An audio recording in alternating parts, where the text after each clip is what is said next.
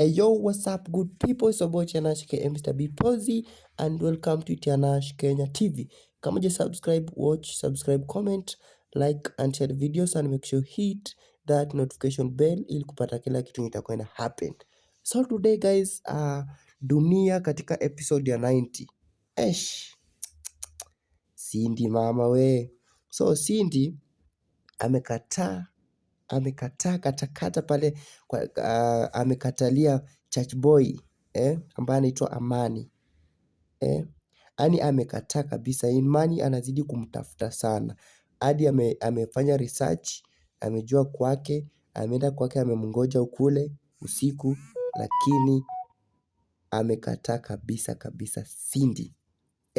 So wewe kama uko na maoni pale, mtazamaji na msikilizaji wa kipindi cha Dunia, make sure unatoa maoni yako pale kwa comment.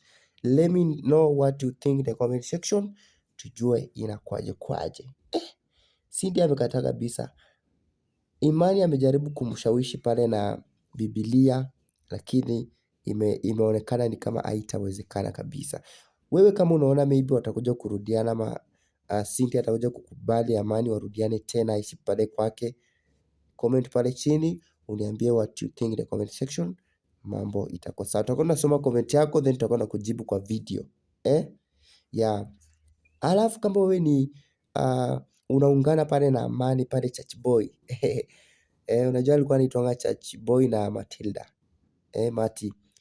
Kama unaona church boy anafanya vizuri ama unaona Cindy ndo anafanya vizuri, ingia pale kwa comment section utuambie tujue update inakuaje. Kama hujasubscribe, subscribe, comment, like and share the videos and make sure hit that subscription button ili kupata kila kitu itakwenda happen. So today hapo ndo tumefungia. Thank you so much kwa wale wamewatch.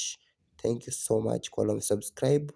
Na kama bado kuna mwenzako hajasubscribe, make sure unamshawishi pale afanye kupiga subscribe, alafu mambo inakuwa very fine. Kumbuka ni Tianash Kenya kutoka pale Tianash Kenya TV. Mimi nakupa tu updates pole. Mimi ni kama sika ama ni sina, naleta tu update pale. Kama hujasubscribe,